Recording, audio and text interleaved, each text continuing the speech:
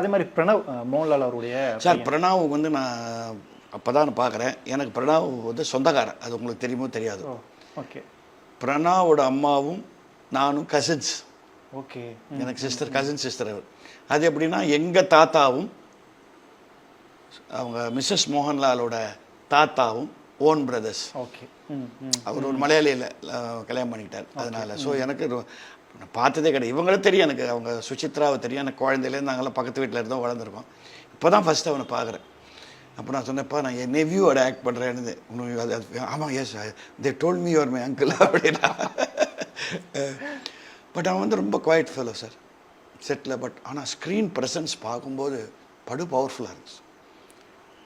Especially அந்த old getup பண்ணிட்டு வரும். டவுட் இருந்தது, அது விக்கால ஒரிஜினல் வளர்த்துருக்காரு இல்லை. ஐ திங்க் இட் இஸ் விக்கு தான் இருக்கும். பிரமாதமாக இருந்தது. அண்ட் தன் உடம்பு லாங்குவேஜ் எல்லாம் என்ன மோகன்லாலோட ஜீன்ஸ் இருக்குங்கிறது தெரியுது அதில்.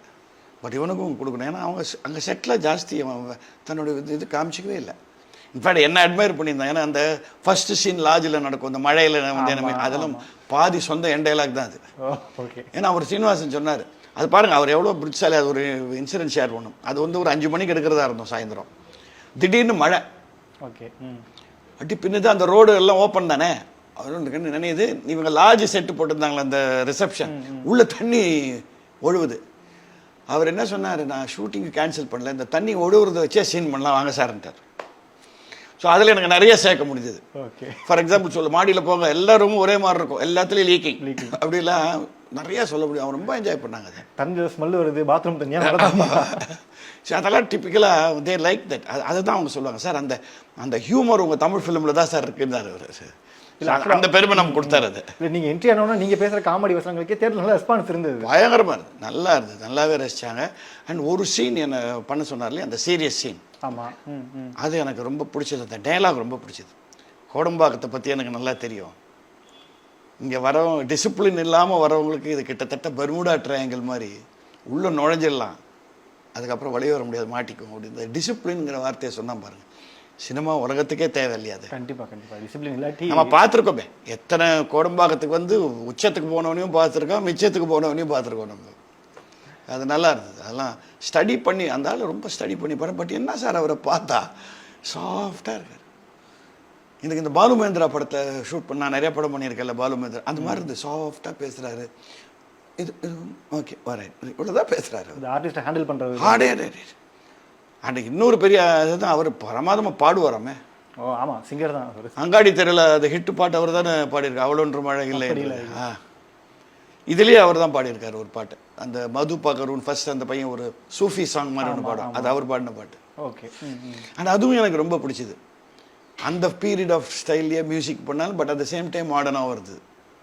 80s இருக்கும்போது அந்த டைப் ஆஃப் சாங் இருந்தது, அப்புறம் ப்ரெசன்ட் டேக்கு வந்தபோது மாடர்னாக வந்தது. மியூசிக் பண்ணோன்னு ஒரு மிகப்பெரிய பாரம்பரியம். பாம்பே ஜெயஸ்ரீ புள்ள. நான் அந்த பையனுக்கு ஃபோன் பண்ணி சொன்னேன், நீ என்ன தான் வந்தாலும் சங்கீதத்தில் மெலடின்னு ஒன்று இருக்கு இல்லையா, அது உங்கள்கிட்ட இருக்குது, அதை விட்டு கொடுத்துறாத. காம்ப்ரமைஸ் சொல்லி இப்படி போடு அப்படி போடுன்னா போட சொல்லாத. என்ன இல்லை சார் நமக்கு இதுதான் வரும் அப்படின்னா. குட். இல்லை சின்ன பசங்க சார், என்ன யங்ஸ்டர் சார், நம்மலாம் ஒன்றுமே இல்லை அவங்க முன்னாடி. ஒரே சினிமா வினீத்தே யங்ஸ்டர் தானே, என்னை கம்பேர் பண்ணால் யங்ஸ்டர் தான், வேற என்ன. இன்னொரு ஆக்டர் பற்றி அதில் நான் சொல்ல மாட்டேன், அங்கே எனக்கு தோணல. படம் பார்த்த அப்புறம் தோணுது, வினீத்தோட பிரதர் நடிச்சிருக்காரு தியான், பிரமாதமாக நடிச்சிருக்கு. ஏன்னா அந்த ரோல் வந்து ஒரு அன்சிம்பத்தட்டிக் ரோல். உங்களுக்கு நல்ல விஷயங்கள்ல பூரா சிம்பத்தி பூரா பிரணவ் கேரக்டர் தான். பட் அது வந்து ஒரு மாதிரி நெகட்டிவ்னு சொல்ல மாட்டேன், சூழ்நிலை காரணம். பிரமாதமாக பண்ணியிருக்காங்க சார். அதுவும் தெரியல எனக்கு செட்டில். இப்போ அந்த ஏஜெட் லுக்கில் வந்த பிறகு. ஆமாம் ஆமாம், 2 பேருமே ஏஜெட் லுக்கில் நடையிலேருந்து எல்லாத்தையும் கேரக்ட் பண்ணியிருக்காங்க பக்காவும். ரொம்ப நல்லா நல்ல நல்ல விஷயங்கள். அந்த இவனோட அந்த லவ்வர் கல்யாணியோட ஹஸ்பண்ட் தான் ஹெல்ப் பண்ணார். அதாவது உங்களை ஒரு படம் பார்க்கும்போது சார் எங்கேயுமே யாரும் ஹீரோ யாரும் வில்லன் அப்படின்னு தெரியல. சூழ்நிலை தான் ஹீரோ, சூழ்நிலை தான் வில்லன், அப்படி எடுத்துருக்காங்க இந்த படத்தை.